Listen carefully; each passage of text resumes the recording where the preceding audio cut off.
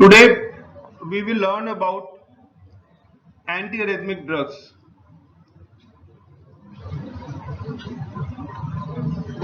So in this class, as we have been doing for other classes, the initial part will be dedicated to the physiological aspect, wherein we will try to understand the electrophysiology of the cardiac action potential, and then we will understand what are the regions or why or what are the basic abnormalities in cardiac arrhythmias, and then we will try to understand how we can treat arrhythmia.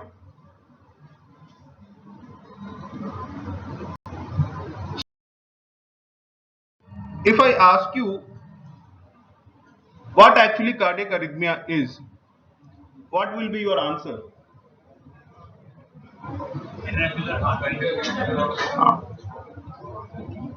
We can say that arrhythmia is a problem with the rate or rhythm of the heartbeat.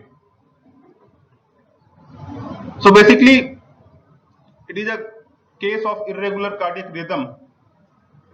It can either arise due to abnormality in the impulse generation or due to problem in the impulse conduction or both.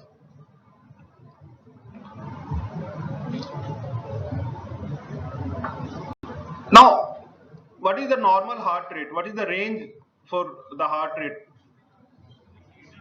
60 to 100. Below 60 we call it as bradycardia, and below, above 100 we call it as tachycardia. And why it is important for us to treat arrhythmia in some cases?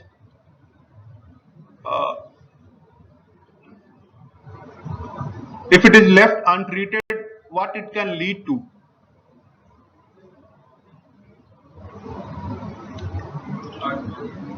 See, in the cases where the heart rate is very fast or very slow or irregular, there might be a situation wherein heart will not be able to pump the enough blood to the body, and if heart is not able to pump enough blood to the peripheries, it might lead to lack of blood flow to the vital organs, leading to damage to those vital organs, and ultimately it can also lead to death. So that is why it is important to treat arrhythmia. But the interesting thing is that most of the antiarrhythmic drug, or almost all the antiarrhythmic drugs, they itself can cause arrhythmia if not used properly. So that is the one interesting thing. Like digoxin we were discussing earlier. Digoxin is one of the antiarrhythmic drug, can be used. It is classified as a miscellaneous group of antiarrhythmic drug. So both ways, like it can be used in the treatment of certain arrhythmias, whereas it can also lead to certain arrhythmias.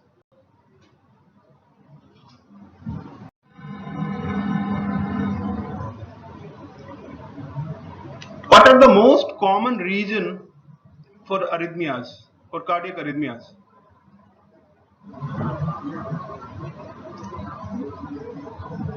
In clinical scenarios, arrhythmias mostly, in more than 80% of the cases of myocardial infarction, we encounter cardiac arrhythmias. Sometimes it can be drug induced. For example, if we are using general anesthesia and we are not properly monitoring the patient might develop cardiac arrhythmias. So up to 50% of the cases wherein you are using general anesthetic agents, the patient might develop cardiac arrhythmias.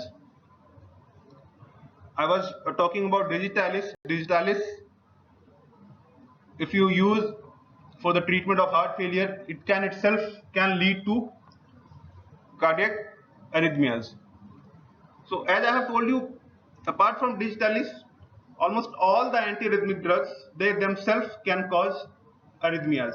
So the dilemma sometimes in the mind of the physician is whether to treat the arrhythmia or to leave it as such, so that the body can come back to the normal rate and rhythm, or the heart can come back to normal rate and rhythm by itself.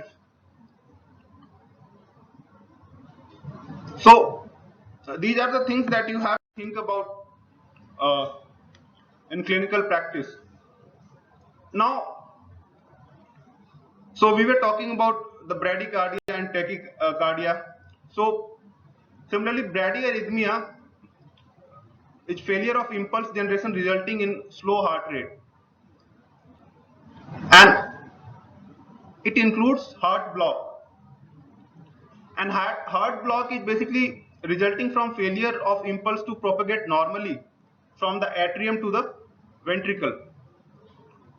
And in cases of heart block, usually the defect lies in either AV node or the Purkinje system.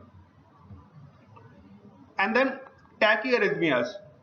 In tachyarrhythmias, there is abnormally rapid heart rhythm, and it is a very common clinical condition, and it can be treated by the antiarrhythmic drugs. Now there are two terms that you might have heard: supraventricular arrhythmia and ventricular arrhythmia. Now what is the difference between supraventricular arrhythmia and ventricular arrhythmia? Have you heard these terms? Yes. So what do you mean by supraventricular arrhythmia?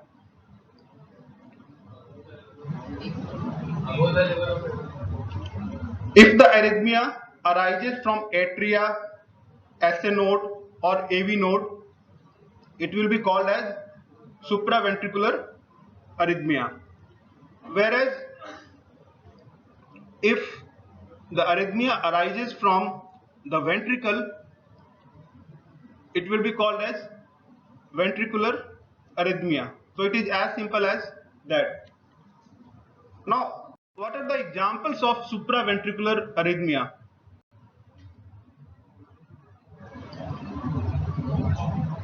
It can be atrial tachycardia, atrial fibrillation, atrial flutter, or multifocal atrial tachycardia. Then ventricular arrhythmia, the examples are ventricular tachycardia, ventricular fibrillation, premature ventricular contraction, Wolff-Parkinson's-White syndrome, WPW syndrome is also an example of ventricular arrhythmia. So with this basic introduction, let us move forward and understand the electrophysiology of cardiac rhythm. You all have read these things in the first year, so just quickly revise those basics, because those basics, unless and until you have clear understanding regarding those basics, you won't be understanding the treatment part of this particular chapter. Now, what is the normal conduction pathway for the heart rhythm generation and conduction?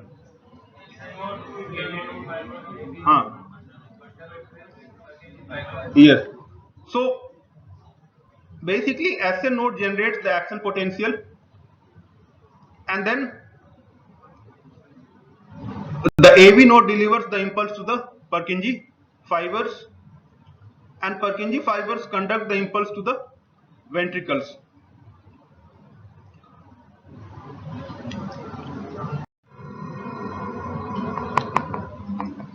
Now, what are the types of cardiac tissues?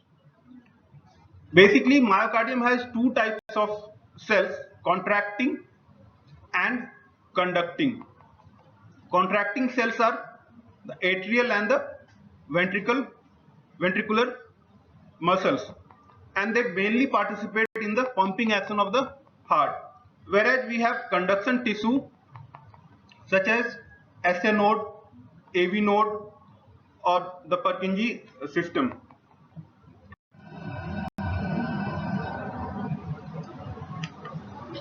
So we can broadly divide the cardiac tissue on the basis of impulse generation as automatic and non-automatic. Automatic tissues are the calcium driven tissues, whereas the non-automatic tissues are the sodium driven tissues. And automatic or the conducting tissues or conducting fibers includes SA node, AV node, bundle of His, and Purkinje fibers. And why we call it as automatic? Because these are capable of generating their own impulse.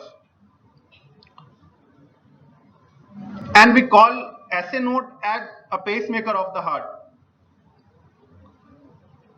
Then non-automatic myocardial contractile fiber, they cannot generate their own impulse in contrast to the automatic tissues. And the non-automatic myocardial contractile fiber includes atria and ventricles. Now these things you all must be knowing before. Now let us understand the action potential in the non-automatic myocardial contractile tissue.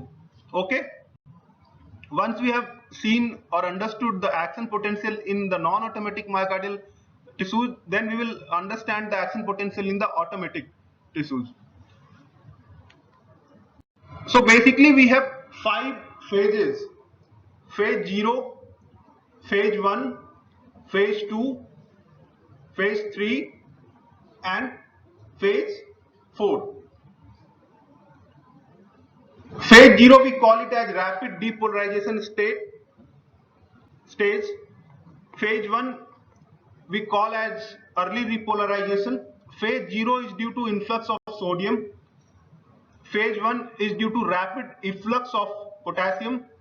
Then phase 2 or plateau phase, mainly we are noticing calcium influx in this phase. Also there might be rapid efflux of potassium in this stage also. Then phase 3 is final repolarization stage due to potassium efflux, and then the phase 4. Now what happens in phase 0?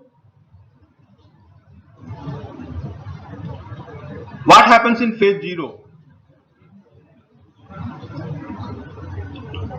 Yeah, there is opening of sodium channel leading to rapid depolarization. And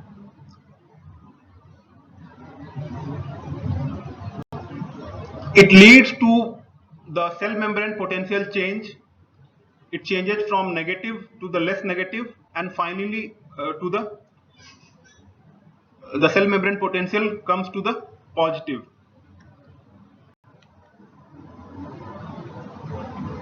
And one thing you should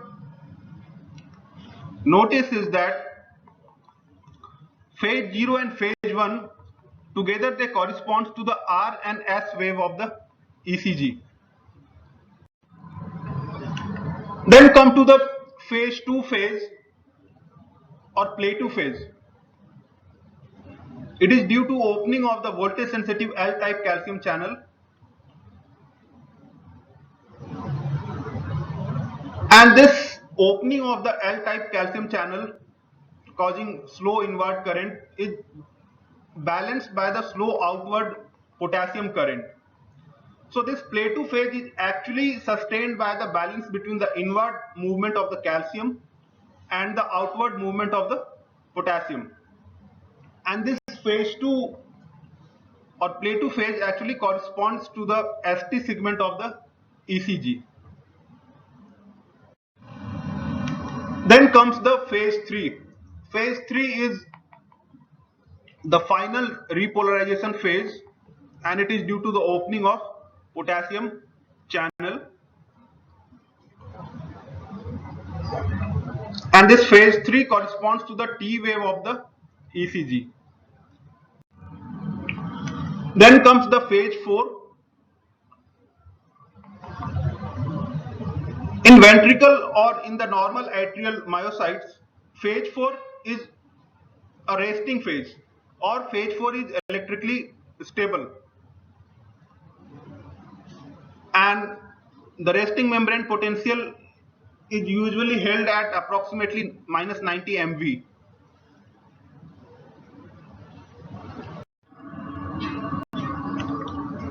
Now let us understand the action potential in the nodal tissues. Is it same as that of the previous one, or is it different? It is different.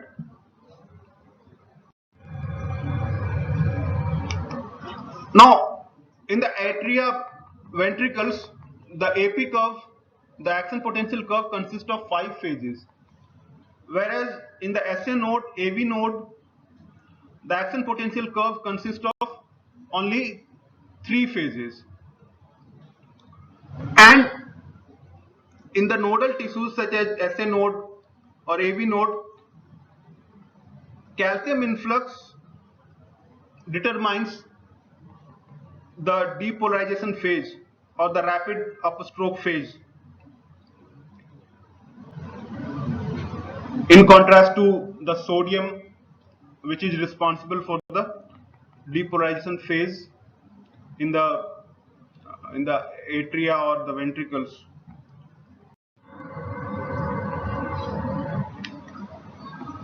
Now, as I was telling you, we have only 3 phases: phase 0, phase 3 and phase 4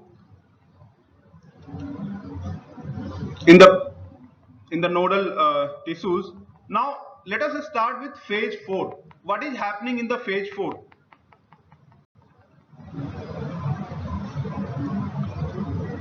Now, in contrast to the atria or ventricle, the pacemaker cells or the automatic cells, they have a very unstable resting membrane potential.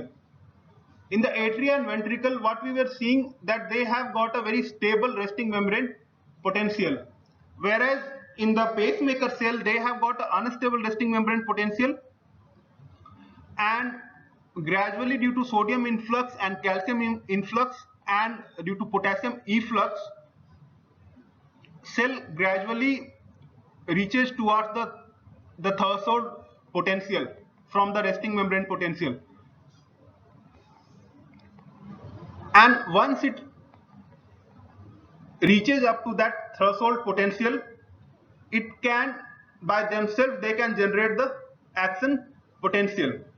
So once they have reached up to that threshold potential from the resting membrane potential, there will be calcium influx, and that will be responsible for the phase 0, or that will be responsible for the depolarization, and then it will be followed by the potassium efflux leading to repolarization phase. So we have then phase 3, repolarization phase. So why I'm telling you about these things now, because while we will discuss the classification of antiarrhythmic drugs or their mechanism of action, all these things will again be discussed. And if you don't have a clarity regarding these basic things, you won't understand the classification of antiarrhythmic drugs or their mechanism of action. So what I have told you, that the automatic cells such as SA nodes, they don't have a stable resting membrane potential. They have basically got an unstable resting membrane potential, and they generate their action potential by themselves. So what happens, due to the influx of sodium and influx of calcium and due to efflux of potassium, because they have unstable resting membrane potential, they gradually moves towards the threshold potential, and once they achieves that threshold potential of minus 40 MV, the depolarization phase starts because of the opening of the fast calcium channel, and it is followed by the repolarization phase because of the potassium channel opening. So we call SA node or AV node as generating their own action potential. So we can also call them as they have got automaticity. And what do you mean by automaticity? Automaticity means the ability of a cell to alter its resting membrane potential towards the excitation threshold potential. What we have seen that SA node, in this case, SA node had a resting membrane potential of minus 60 MV, as you can see in this particular figure. So SA node had a resting membrane potential of minus 60 MV. Gradually, due to the influx of sodium and calcium and due to the efflux of potassium, gradually by itself it moved towards the threshold potential of minus 40 MV, and once it reached that threshold potential, it generated its own action potential, or it led to the rapid depolarization phase, and it do not need any external stimulus for doing this. Okay, so this is what actually automaticity means. So the common terms that you should understand in the context of antiarrhythmic drug, one term is automaticity, and we have already discussed about automaticity. Automaticity is the capacity of a cell to undergo spontaneous diastolic depolarization. And then you have noted about, already we have talked about resting membrane potential, and one thing that you have noted here is threshold potential. And what is threshold potential? The level of intracellular negativity at which abrupt and complete depolarization will start, or at which the depolarization will start. So an excitability is the ability of a cell to respond to external stimulus by depolarization. So SA node or AV node, they do not need any external stimulation to reach up to that threshold potential. So that is what I was telling you, that automaticity is proportional to the rate of phase 4 spontaneous depolarization. And certain cells of the heart have the ability to undergo spontaneous depolarization, in which action potential is generated without any external stimulus. And what are the cells of the heart which have the ability to undergo spontaneous depolarization? Yeah. For example, the pacemaker cells. And if you compare SA node and AV node, in the SA node, the spontaneous depolarization is fastest in the SA node, and therefore we call it as pacemaker cell. And these pacemaker cell have, as I have told you, they have got the fastest rate of spontaneous depolarization, and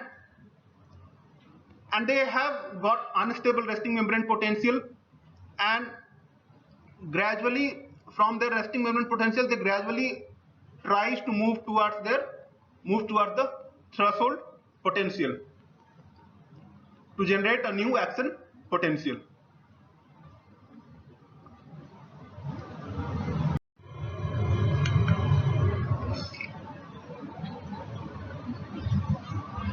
So what we have understood till now, the steeper is the diastolic depolarization, or the closer it is to the threshold potential, the higher will be the pacemaker rate. And SA node has got the steepest phase for depolarization,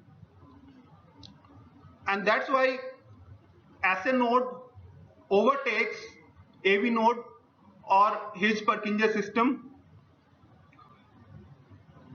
in generating their own action potential, because AV node and the Higgs-Purkinje fiber undergo phase 4 depolarization at a relatively slower rate than compared to the SA node, and that's why they only work as a latent pacemaker. So you have got clarity regarding all these points till now. These are basically the physiology that you all have read in your first year. Now, from physiology, let us move to the pathology, and then we will move to pharmacology. Now, let us understand about how the cardiac arrhythmia arises. Cardiac arrhythmia basically can arise due to either abnormal automaticity, wherein either can be depressed automaticity or enhanced automaticity, or it might arise due to abnormal conduction, abnormal impulse conduction. Abnormal impulse conduction can be due to conduction block or the re-entry phenomenon or the accessory tract pathways. Or the two interesting phenomenon that can lead to cardiac arrhythmia because of the triggered activity, these are called delayed after depolarization and early after depolarization, DAD and EAD. And what are these? We will understand. Let us first understand about either enhanced or depressed automaticity. So just now we have understood what actually automaticity is. What is automaticity? Automaticity is actually proportional to the rate of phase 4 depolarization. Okay. So automaticity is seen in cells that normally displays spontaneous diastolic depolarization. For example, SA node, AV node and Higgs-Purkinje system. But SA node actually overtakes AV node and Higgs-Purkinje system because its rate of diastolic depolarization is fastest. Now, ectopic pacemaker activity can be seen in some cases. Say for example, if the latent pacemaker, they acquire the property of generating the faster rate of phase 4 depolarization and moving towards less negative resting membrane potential or moving towards more negative threshold potential. Or some cases such as hypokalemia or the sympathetic stimulation or acidosis or usage of positive inotropic drugs can increase the rate of phase 4 spontaneous depolarization. In contrast to that, vagal stimulations or beta blockers or acetylcholine, they can decrease the rate of phase 4 depolarization and decreasing the pacemaker rate. So this is about either enhanced or depressed automaticity. Now let us understand about the abnormal conduction, and one way through which abnormal conduction can happen is because of the conduction block due to depression of impulse conduction at AV node and bundle of His. It might be due to vagal influence or ischemia. So there are three types of the heart block: first degree heart block, second degree heart block and third degree heart block. First degree heart block basically slow down the conduction. In the second degree heart block, some of the supraventricular complexes are not conducted, and in third degree heart block, no supraventricular complexes are conducted. So this is basically how you can understand first degree, second degree and third degree heart block. Now, the other region of abnormal impulse conduction can be due to accessory tract pathway that we encounter in Wolff-Parkinson-White syndrome, WPW syndrome. In this, there is an accessory pathway in the heart, and that accessory pathway is called as bundle of Kent. And this accessory pathway is present in only small fraction of population, and this accessory pathway basically leads to re-excitation and ultimately culminating in this particular syndrome. Then let us understand about the two phenomenon or two major forms of the triggered activity: early after depolarization and delayed after depolarization. Now, what is this early after depolarization, EAD? In EAD, repolarization during phase 3 of normal cardiac action potential is interrupted. Okay. Now, if repolarization during phase 3 of normal cardiac action potential is interrupted, what will happen? It will prolong the cardiac repolarization phase. Okay.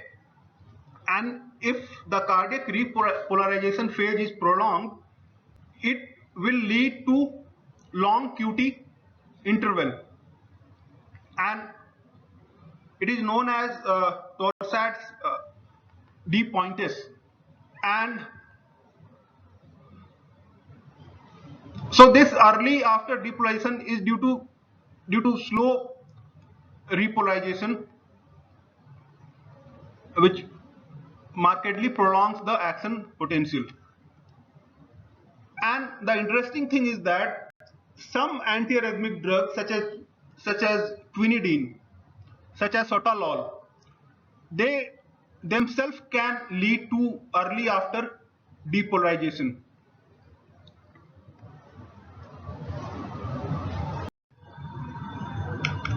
Then the second phenomenon is delayed after depolarization, DAD. And what do you mean by DAD?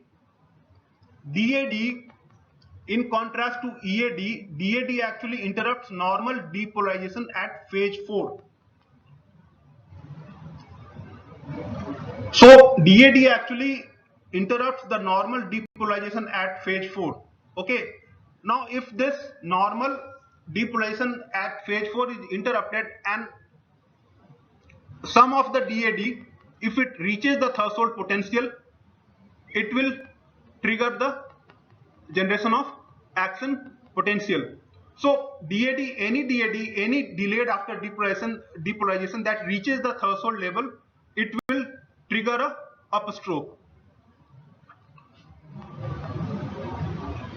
And usually it is seen in cases of increased intracellular calcium or in digitalis intoxication. In digitalis intoxication, ultimately it will lead to increased intracellular calcium.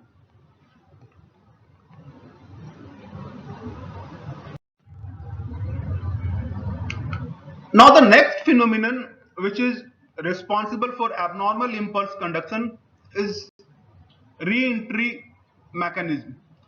Now, what is this re-entry mechanism? For understanding this re-entry mechanism, you need to understand what actually normally happens. Now, in this first figure, you can notice here, normally the impulse from the higher pacemaker centers are conducted unidirectionally through Purkinje system pathway, and it bifurcates to activate the entire ventricular system. So physiologically, the conduction impulse, it will split and it will pass through pathway 1 and pathway 2, and this pathway 1 and pathway 2 will excite the whole ventricle, and then the pathway 1 and pathway 2 will get abolished when they meet together, because they will cancel each other. They will cancel out each other. So this is what normally is happening. Now, say for example, if there is a unidirectional block, one of that pathway is blocked. So what can happen? It can lead to this phenomenon called as re-entry. And this block can happen due to myocardial injury. So what will happen if one of the path is blocked? The impulse traveling through that path will be blocked, whereas the impulse traveling from the second path or the other path will enter into the first path. So it is a sort of encroachment. Okay. So as you can see in this particular picture, the impulse which was expected to travel from its own pathway, it has re-entered into the other pathway. So it basically results in abnormal conduction leading to re-entry, and it causes re-entry arrhythmia. So we have understood the pathophysiology of cardiac arrhythmia, and we have seen how actually arrhythmia is arising, or what is the genesis of cardiac arrhythmia. Now let us come to the pharmacology of cardiac arrhythmia, how you will treat cardiac arrhythmia. So if I ask you what is the basic reason or why cardiac arrhythmia was arising, the one reason was it was either due to enhanced or depressed automaticity. The second reason was the abnormal conduction. Okay. So you have to target these two things apart from changing the duration of the effective refractory period. And the ultimate goal is to restore the normal sinus rhythm and conduction, and to prevent more serious and possibly lethal arrhythmia from arising.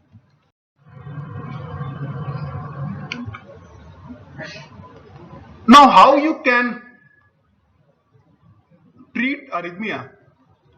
So for treating arrhythmia, as I have told you, you have to either alter the automaticity, or you have to alter the conduction velocity, and either you have to alter the refractory period. Now, how the antiarrhythmic drug does so? How the antiarrhythmic drug alter the automaticity, or alter the conduction velocity, or alter the refractory period? Antiarrhythmic drugs does so by altering the channels that control the flow of iron across the cardiac cell membrane, or in nutshell we can say by altering the cardiac action potential. This is how the antiarrhythmic drugs are acting. So I had told you automaticity was proportional to the rate of phase 4 depolarization, or the slope of phase 4 depolarization. So if we decrease the slope of phase 4 depolarization, we can alter the automaticity, one reason.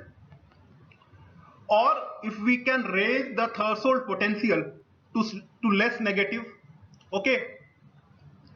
Or if we can decrease the resting membrane potential to more negative. ठीक है, threshold potential जो achieve करना है उसको हमने we have moved it towards less negative, ठीक है, or we have decreased the resting membrane potential to more negative. And then how we can alter the conduction velocity? We can alter the conduction velocity by decreasing the slope of phase 0 depolarization. Okay, in the automatic cell, what we have seen, the phase 0 depolarization was mainly due to the influx of calcium, and in the non-automatic cell it was due to influx of sodium. The other way of altering the conduction velocity is again to target the slope of phase 4 depolarization.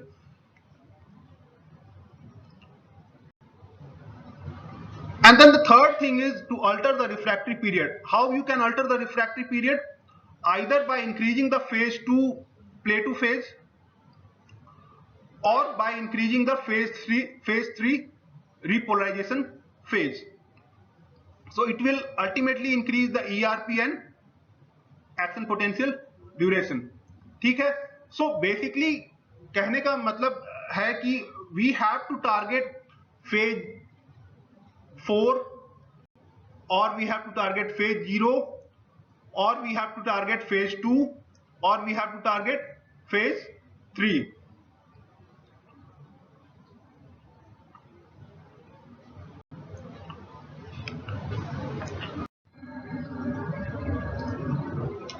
Now we have a classification of antiarrhythmic drugs. Broadly, we classify them into 4 classes: class 1, class 2, class 3, and class 4. And there is, we can say, class 5 also, or miscellaneous class, wherein we put the rest of the antiarrhythmic drugs. So class 1 antiarrhythmic drugs, they basically are the sodium channel blockers. And if we block the sodium channel, what it will lead to? It will change the slope of phase 0. Am I right? As far as in the case of non-automatic cell are concerned, then beta blockers comes under phase or class 2. Beta blockers, they actually target this phase 4 depolarization phase. So they diminish the phase 4 depolarization phase, and that's how they decrease the heart rate and they decrease the conduction velocity as far as its antiarrhythmic action is concerned. And then we have class 3 antiarrhythmic drug, potassium channel blockers. Now if you block potassium channel, you can prolong the phase 3 repolarization phase. So it will basically lead to increased action potential duration and increased effective refractory period. And then calcium channel blockers. Calcium channel blockers also, it targets the rate of rise of phase 4 spontaneous depolarization, and also in cases of nodal tissues, it can target the phase 0. Okay. So that is how calcium channel blocker will decrease the conduction velocity in SA node and AV node. Class 1 antiarrhythmic drugs, or the sodium channel blockers, these are 1A, 1B and 1C. These are further classified into 1A, 1B and 1C. We will discuss about these just after few minutes. In 1A we have quinidine, procainamide. In 1B we have lignocaine, and 1C we have drugs such as propafenone. And then we have class 2. In class 2 we told you about beta blockers. Now there is one beta blocker which has got both properties of class 2 and class 3 agent, or we can say it is a beta blocker with additional potassium channel blocking property. It is known as sotalol. Then we have class 3, which is potassium channel blockers such as amiodarone. Then class 4, calcium channel blockers such as verapamil, diltiazem. And then miscellaneous category, or we can sometimes say as a class 5 drug such as adenosine, digitalis, atropine.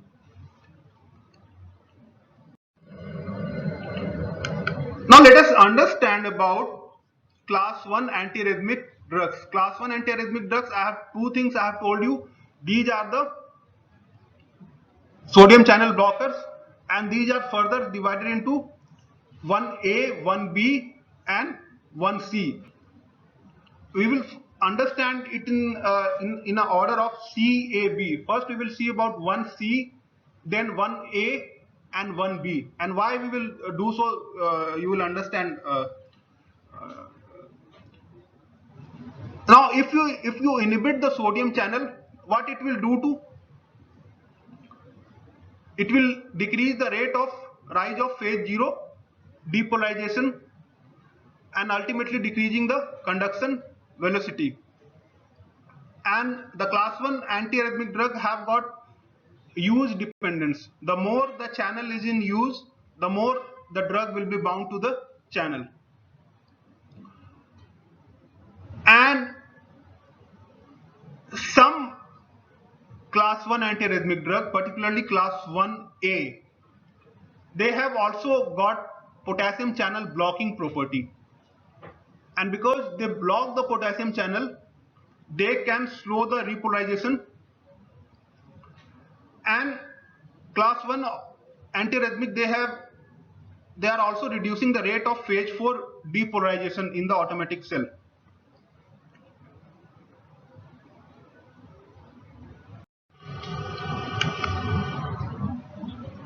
So as I was telling you, class 1 antiarrhythmics are further subdivided into class 1A, 1B and 1C. Are you noticing any difference between 1A, 1B and 1C based on their action on the potency of sodium blockade or their action on the repolarization? Which one of these have got the highest activity as far as sodium channel blocking activity is concerned? C, yes. So the highest or very marked sodium channel blocking activity is seen with 1C, and it is followed by 1A.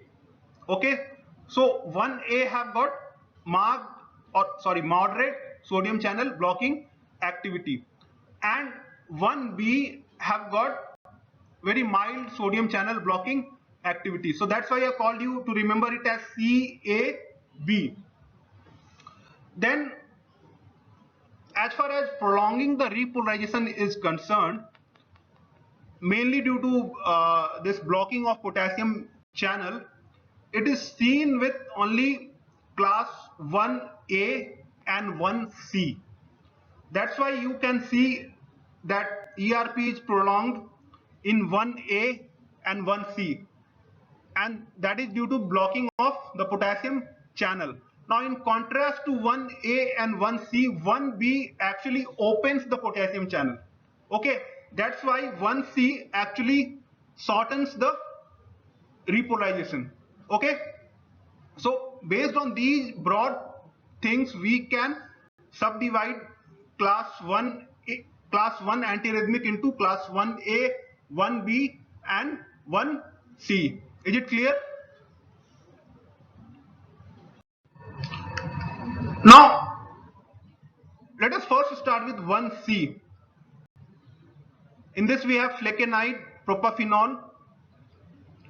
So what was the most important property that I have told you about 1C? It has got most potent sodium channel blocking activity, and because of that they slow down the conduction in the myocardial tissue.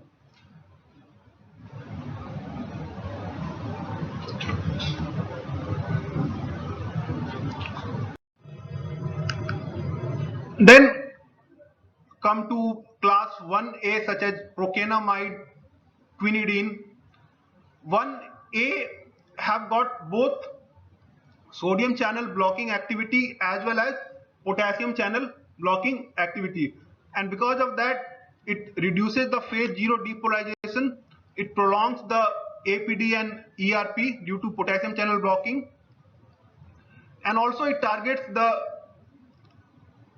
phase 4 depolarization phase. So the net result is in a delay in the conduction and increase in refractoriness. Some antiarrhythmic among this class 1A antiarrhythmic such as quinidine have got additional property. It has got atropine like property itself, and it has got mild adrenergic blocking. So because of this alpha blocking activity, it can also lead to hypotension and because of this atropine-like property, it might promote AV conduction, leading to tachycardia itself.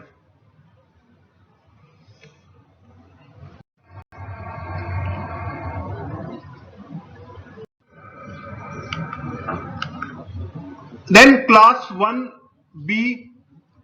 Class 1B, apart from being having least blocking activity as far as sodium channel is concerned, it also opens the potassium channel.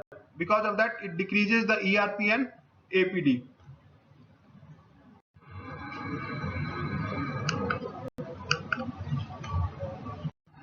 Now, class 2 antiarrhythmic drugs. In this, I have told you about beta blockers, and beta blockers basically targets the phase 4 depolarization phase, and that's why they depress the SA node automaticity, and they also slow down the conduction.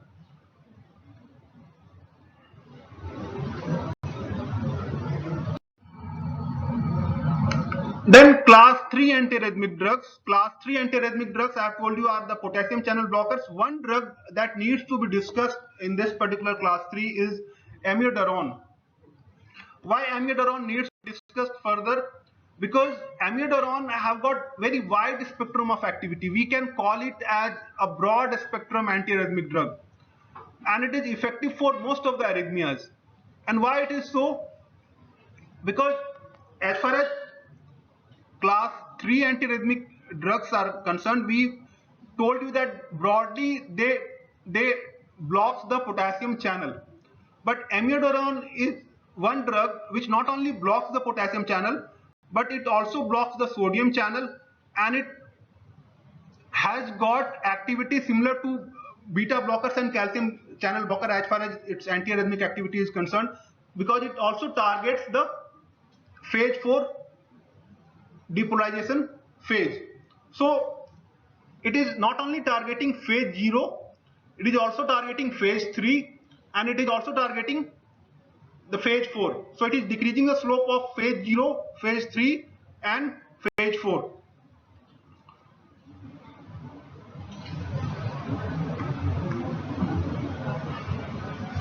But because it is an iodine containing compound, it can lead to hypo or hyperthyroidism. It can also lead to corneal microdeposits.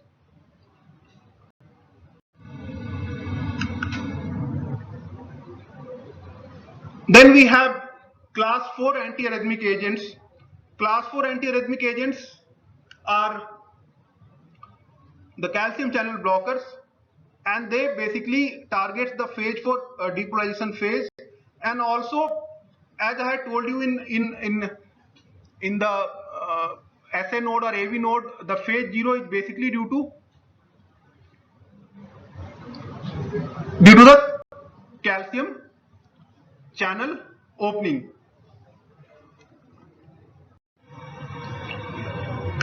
So this is in nutshell about the antiarrhythmic agents. And the last drug that I will discuss in this class is adenosine, which is not classified among class 1, 2 or 3 or 4. Adenosine is a naturally occurring nucleoside, and it has got short and rapid action. It has got very short duration of action of approximately 15 seconds. But at high doses, it produces decrease in conduction velocity, it prolongs the refractory period, and it decreases the automaticity in the AV node. So intravenous adenosine is the drug of choice for abolishing acute supraventricular tachycardia.